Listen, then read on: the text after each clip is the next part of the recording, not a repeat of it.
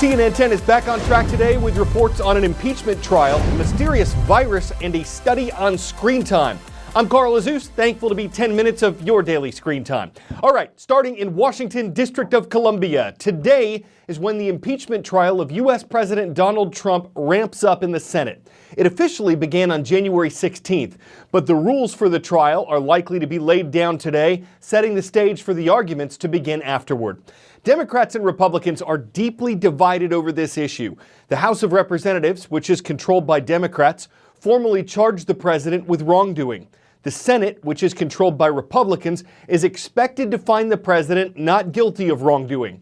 Last month, all but a few House Democrats voted to charge the American leader with 2 articles of impeachment.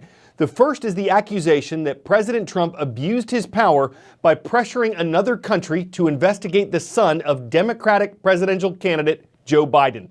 The second is the accusation that President Trump broke the law by not fully cooperating with the House's impeachment investigation.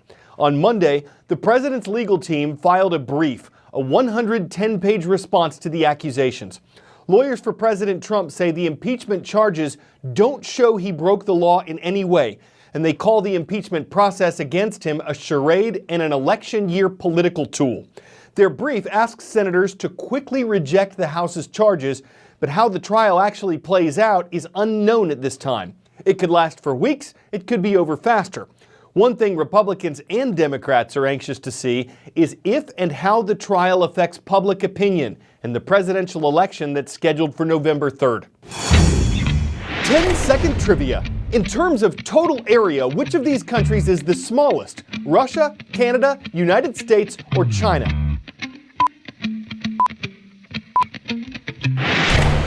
These countries are listed in order by size, with Russia being the biggest and China being the smallest.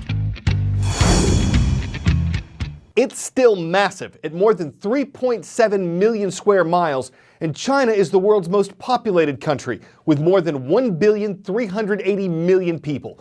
That's why there's some international concern about a mysterious new virus that's sprouted up there. The disease itself has been labeled a coronavirus. It's a type of virus that can cause respiratory problems. It was first detected more than a month ago in Wuhan, a province of central eastern China. So far, more than 40 people have gotten sick from it and 2 have died. Chinese health officials say most of the patients in Wuhan had been to a large seafood and animal market there, but because some of them had not been to the market, the U.S. Centers for Disease Control says the virus may be spreading from person to person. The CDC says this is not something Americans should be worried about and that common bugs like the flu are much bigger threats. But health officials are planning to check passengers at 3 U.S. airports who've arrived from Wuhan, China.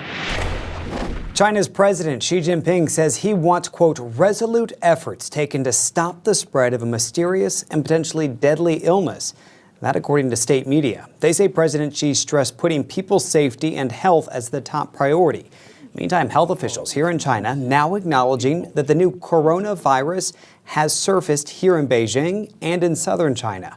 Japan, South Korea, and Thailand have also identified cases of the virus, all of which they say are linked to Wuhan, China. The central Chinese city is believed to be the epicenter of this illness. It causes pneumonia, and it can be deadly. Chinese scientists say it is in the same family as the deadly severe acute respiratory syndrome known as SARS, but they advise it does not appear nearly as lethal. The World Health Organization says there is evidence of human-to-human transmission and that an animal source seems to be likely the primary source of the virus. The many unknowns are sparking concern, though, on Chinese social media in particular. Some there questioning whether or not health officials are truthfully reporting all of the cases.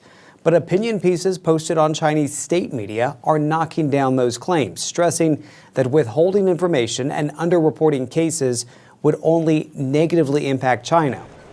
The illness comes as hundreds of millions across Asia are traveling for the Lunar New Year holiday. The festival is the largest human migration that takes place each year. And in recent years, more and more Chinese have traveled outside of China during the festival. And as a result, health authorities across the world are stepping up health screenings at airports and rail stations.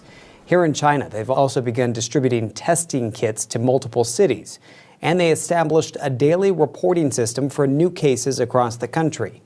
China's foreign ministry is vowing to work collectively within Asia to fight this epidemic. David Culver, CNN, Beijing. Pneumonia is an infection of the lungs. The infection can be from a virus, from bacteria, or from a fungus.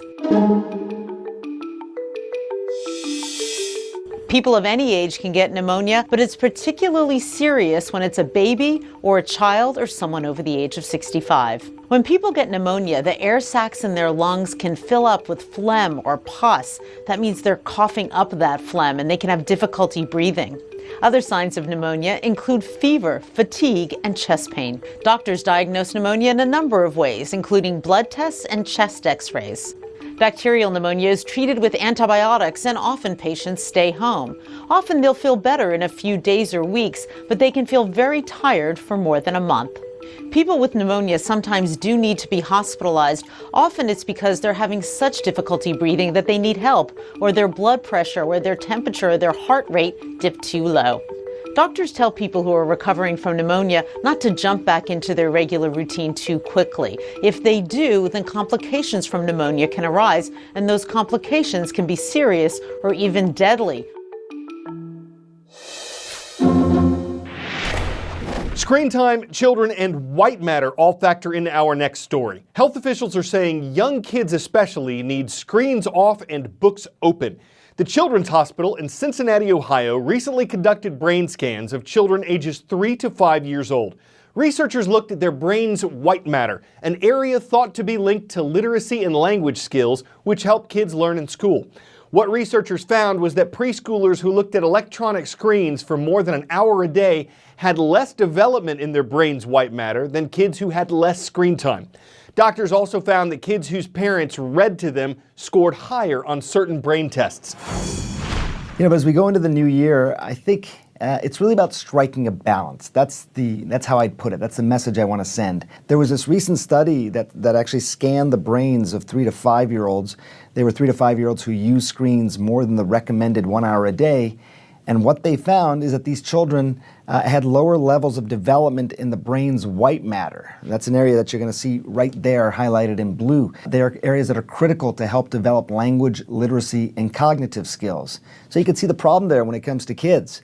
Also, I'm a big proponent of making sure we get enough sleep. Screens definitely affect how quickly you fall asleep and then the quality of your sleep once you do so.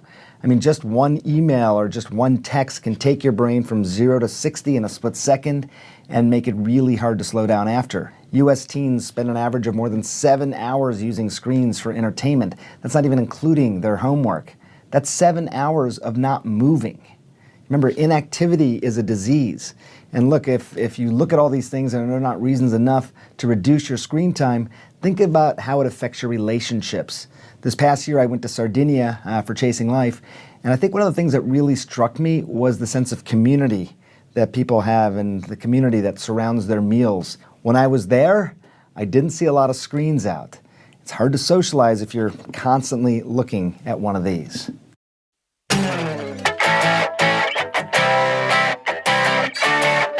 Time for some fast facts. A standard Snickers bar has 250 calories, 27 grams of sugar, and 4 grams of protein.